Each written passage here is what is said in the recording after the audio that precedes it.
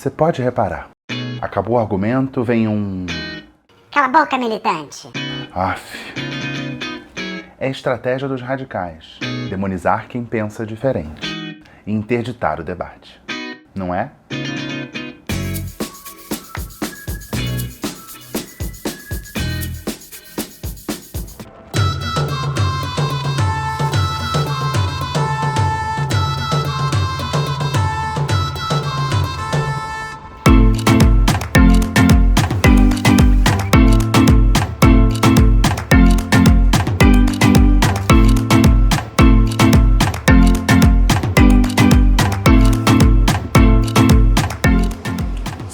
Tá gravando? Opa, tá gravando. Então vamos lá. Coluna Garrone de volta. Tudo bem, gente? Tô de volta ao Rio de Janeiro. Dessa vez quem tá falando com vocês é o Garrone diretor. Tô aqui fazendo um trabalhinho, ó. Não posso mostrar, o pessoal tá ajeitando ali o cenário. Vim dar boas-vindas aqui rapidinho. Os dias têm estado corridos e o Garrone apresentador tá se esforçando para gravar vídeo. Ele fez o vídeo lá em São Paulo e esqueceu de fazer a abertura, então tô fazendo a abertura aqui. Ele tá com a cabeça nas nuvens. Então, cabe a mim aqui fazer uma abertura rapidinho enquanto eu não continuo o meu trabalho. Trabalho daqueles que pagam boleto, sabe? Então, tá escuro, né? Pronto, assim vocês me veem melhor. Então é isso. Só a abertura do vídeo rapidinho e entra a parte gravada em São Paulo. E hoje o vídeo tá legal, tá bom? Fica aí com o vídeo. Ocupado esse menino, né? Bem, eu tenho visto a audiência crescer e agradeço o carinho de vocês. Agradeço mesmo, porque vocês sabem, aqui é One Man Show, né? Vocês acompanham, vocês sabem. E eu entendo que a audiência é formada por pessoas que se identificam com o que eu falo, que não tem político de estimação. Algumas até têm. Enfim, são pessoas que ficam absolutamente inconformadas com os rumos que as coisas estão tomando, com a loucura que o Brasil virou. Antes eu achava meio pedante quando alguém falava que o país vivia uma distopia. Hoje eu não vou estranhar se depois de mamar e au-au, um bebê aprender a falar distopia. Virou senso comum. O ministro do Meio Ambiente processado por exportar madeira de forma ilegal. O cara que está para tratar da questão racial no Brasil diz que os negros se vitimizam. Dizer que vacina provoca AIDS. O cara diz que é conservador e fica falando de sexo o tempo inteiro. O ministro da Economia, que emplacou a expressão recuperação em V e agora diz que nunca prometeu recuperação em V. Qual o partido do presidente da República ou do Valdemar da Costa Neto, que foi preso por corrupção? Enfim, a distopia. E nessa distopia toda, acabou o diálogo, acabaram os argumentos. No meu tempo, argumentar era aquela coisa de ir encadeando pensamentos lógicos para construir uma ideia, uma conclusão. Para isso, a gente usava dados, números, premissas verdadeiras. Saudade, né, minha filha? Hoje é só falar qualquer coisa, pegar uma informação do Zap, negar o óbvio, dizer que não disse o que você mesmo disse, tirar um número do c... pegar uma ideia pela metade ou citar a Jovem Pan. Afinal, para que serve uma fake news se não para basear um pensamento cretino falso, né? E aí, quando não tem mais o que falar, já acabou o estoque de fake news, de passação de pano, de cara de pau, de mau caratismo, tem aquela famosa frase. E o PT, hein? E o Lula? Eu já rodei essa vinheta aqui antes e por isso já vieram me chamar de petista. Rola uma preguiça desse mundo binário, né? Mas é aquela história. Eu já falei até de uns vídeos passados aqui. Essa estratégia está batida, muito estudada. Nos Estados Unidos ganhou o nome de whataboutism, que é justamente a ideia de, no meio de um debate, você lançar uma pergunta para desviar a atenção para o seu rival político. Eu digo, o presidente está numa toada constante de minar as autoridades que investigam e punem crimes. A Polícia Federal, por onde anda o COAF, o IBAMA. Beijo, Augusto Aras. Aí você fala isso e apresenta os indícios de corrupção. Indício é para ser elegante, né? Apresenta as provas, os relatos, as confissões de corrupção da família presidencial. Quando não tem mais o que falar, vem aí a frase, e aí o PT e o Lula, hein?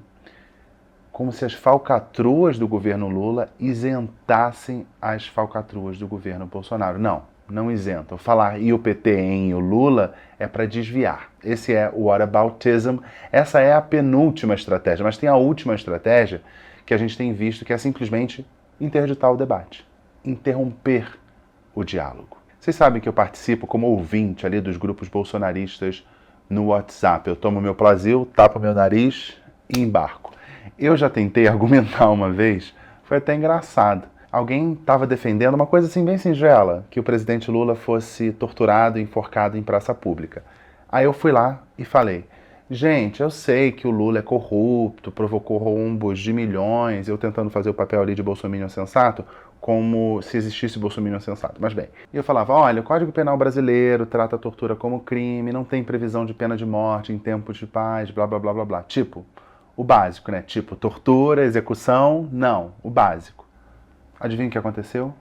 Me taxaram de comunista e eu fui excluído do grupo do Zap. Isso foi em 2018. Depois disso, nunca mais eu escrevi nada nos grupos, fico lá só observando. Ou seja, o diálogo é impossível.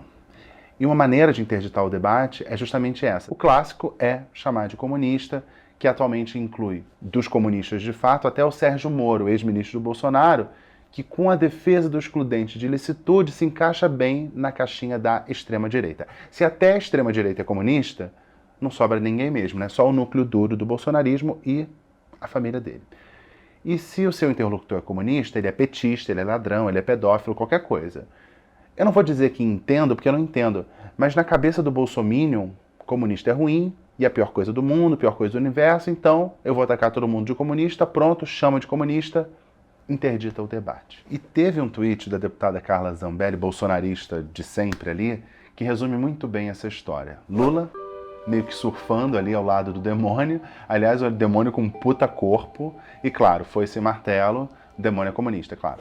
O demônio existe desde sempre. O comunismo, para os padrões bíblicos, é desde anteontem. Então eu queria saber quando é que o demônio aderiu ao comunismo. Será que foi quando publicaram o Manifesto Comunista? Ou quando a União Soviética abriu o primeiro Gulag? Ou depois que caiu o Muro de Berlim? Só para contrariar? Não sei. Bem, eu ainda estou chocado aí com o corpo do demônio crossfiteiro, vocês viram, né? Bem, e o oposto de tudo isso é Jesus. Loiro, claro, que caminha numa estrada asfaltada ali impecavelmente, com uma galera vestida de verde e amarelo atrás. Claro, Jesus defende o Brasil é Bolsonaro, tem uns anjos, uns cavaleiros astrais também no fundo, não entendi muito bem, mas é isso, Bolsonaro é Brasil, é Jesus, Lula é comunista, é o diabo. Então, chamar de comunista é uma estratégia, a outra é chamar de militante, e daí vem o título do vídeo, Cala a Boca Militante. Mas quando eu falo cala a boca militante, não é qualquer cala a boca militante. Eu espero que vocês pensem assim, essa frase saindo da boca de um bolsominion. Algo mais ou menos assim. Cala a boca, militante. Ou um bolsominion mais enfesado. Cala a boca, militante. Pois é, senhoras e senhores, chamar de militante virou xingamento, acusação. Um exemplo que eu acho muito engraçado é o da Greta Thunberg, uma adolescente sueca que, mesmo menor de idade, consegue irritar os bolsominions. O que ela faz? Ela fala, ela traz dados, argumentos, fatos, denuncia. E qual é a resposta dos detratores tupiniquins? O ataque. Chamam ela de pirralha. O simples fato de ela ser militante é um problema em si. Os dados estão errados? Não. Mudanças climáticas são um boato, uma mentira, e ela é militante. Essa é a resposta. Pronto. Acabou. Debate encerrado. Bolsominion lacrou e acha que sai por cima. Agora, um adolescente não pode ter mais argumentos que o presidente da República? No caso do nosso presidente, até uma criança tem. Mas a ideia do vídeo não é dizer que o presidente está errado e a Greta está certa. Não, não é isso. Apesar de isso ser verdade. Eu sei que vai ter gente que vai reencontrar parente nesse período do ano e vai ter briga. E pode vir a acusação de que você seja um militante. E vir a bendita frase, cala a boca, militante. Bem, agora vamos deixar claro, ser militante em si não é um problema. Qual o problema de você ser militante de uma causa? Ativista também é outra palavra que é usada como se fosse xingamento. Bem, qual o problema de defender o meio ambiente, a causa LGBT, a educação, a pauta feminista? O que tem de intrinsecamente errado nisso? Nada. E aí eu queria recomendar um documentário. Vocês sabem que eu adoro recomendar documentário. Tá na Netflix, Peter Tatchell, Do Ódio ao Amor. A personagem principal é justamente o Peter Tatchell. Ele é britânico, é um ativista LGBT, muito antes da sigla existir, e a vida dele é militar. Quer dizer, ele vive para militar, ele não é militar, ele é militante. E não só pela causa LGBT, ele defende a causa dos imigrantes, a democracia, já protestou contra a guerra da Síria, do Iraque, contra a violação dos direitos humanos da China. Ele é um militante profissional. E a linha mestra do documentário é uma entrevista dele com Sir Ian McKellen, o Gandalf, o Magneto. O filme mostra como ele, que agora tem quase 70 anos, sempre esteve do lado certo da história. Tomou muita porrada, literalmente, e desenvolveu até problemas cognitivos por causa disso. E ele fala um negócio muito interessante que eu vou levar para a vida. Quando a pessoa incomodada pela militância contra-ataca, o comum é ela atacar o método do militante, do ativista. Atacar o método, não debate a causa. Aí você vai ouvir: ah, esse povo é muito barulhento, não tem mais o que fazer, olha a confusão que eles provocam. Se for feminista, então, vai sair um que vulgar. Agora, discutir o mérito, o que se propõe, nunca. E tem um fenômeno que é bem interessante, no documentário tratam especificamente de dois movimentos LGBT. Um mais radical e um mais conciliador.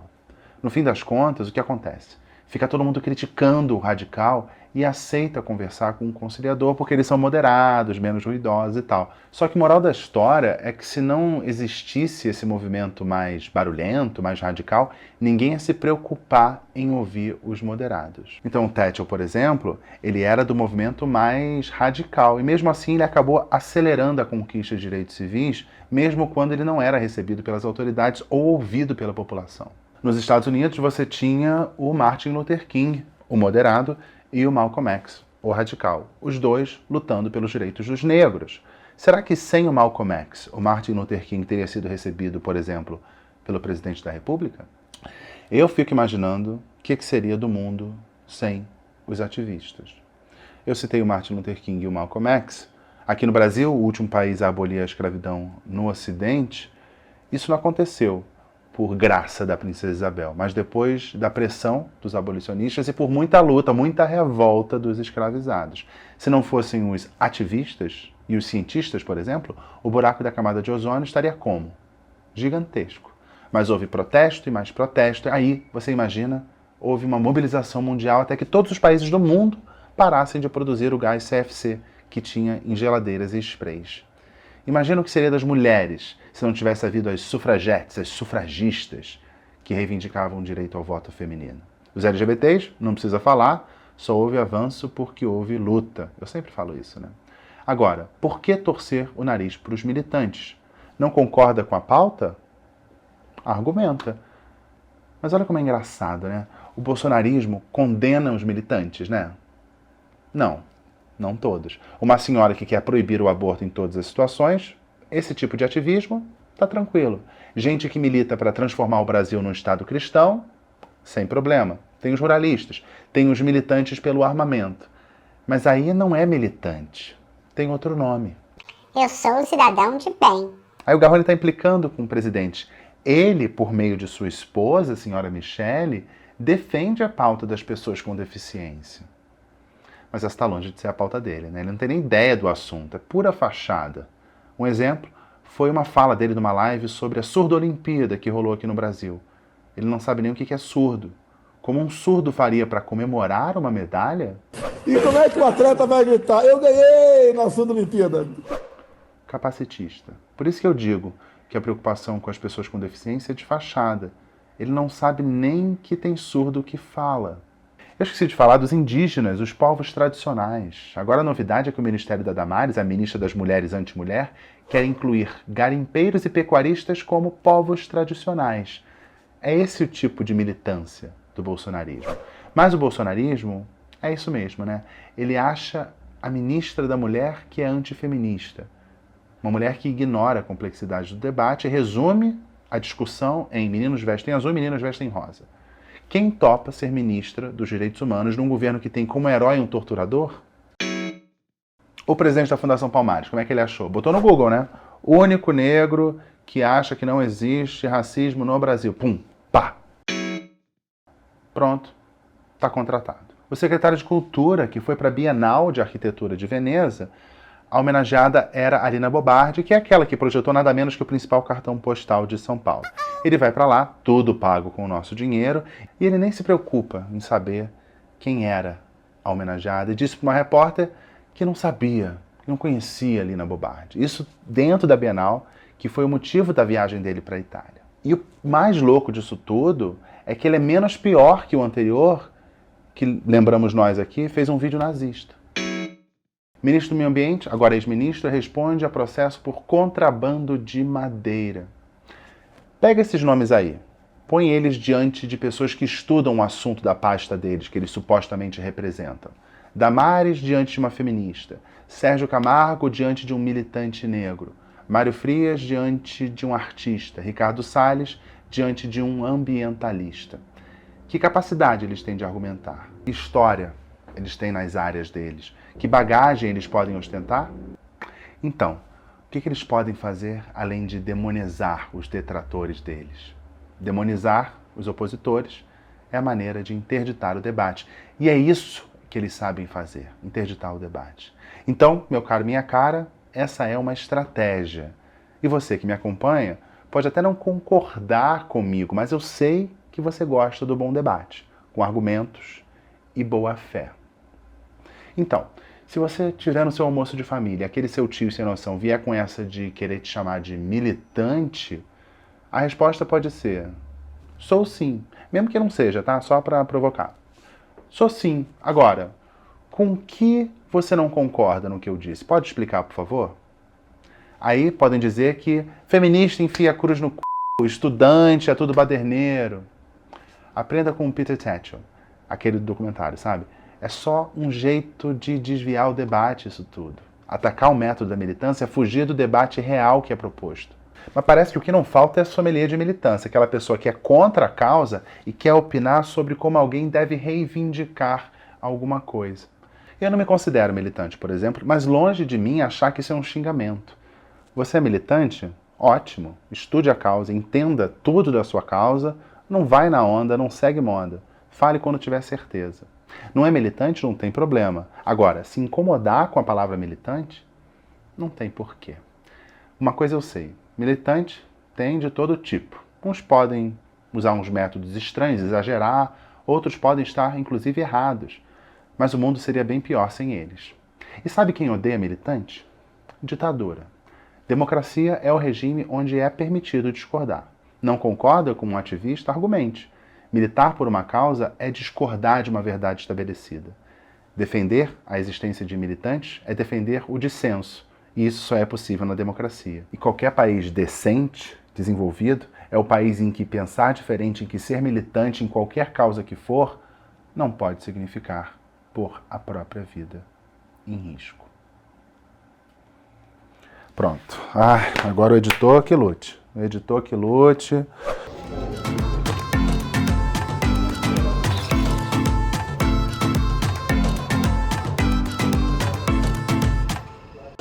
Estou de volta aqui aos bastidores aqui dessa gravação que eu estou fazendo, que eu estou dirigindo aqui no Rio.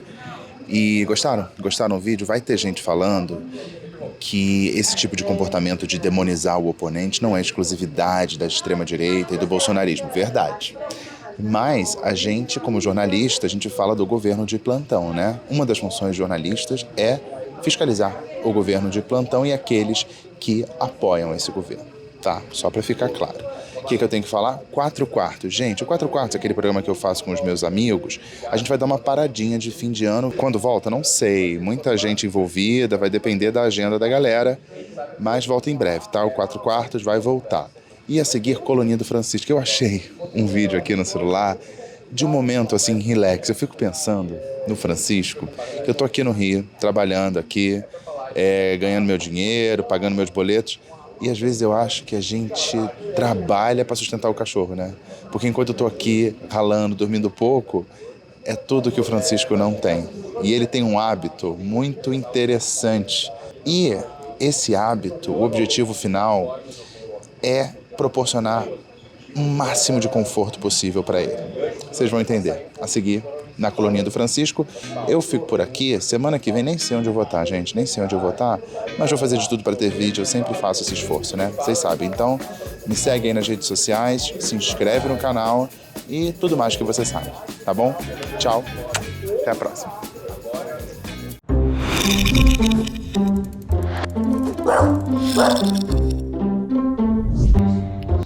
Eu falo. Ó o Francisco. Adora ficar na varandinha, né, Francisco? E ele arruma essas almofadas todas. As almofadas ficam geralmente arrumadinhas, assim. Aí chega o Francisco e faz esse ninho, né, Francisco? E a gente sabe que ele passou por aqui porque olha a quantidade de pelo. Né, Franciscão? A vida tá muito dura, né? Não é, Francisco? Tá dura essa vida, né? Eu sei que a vida é dura.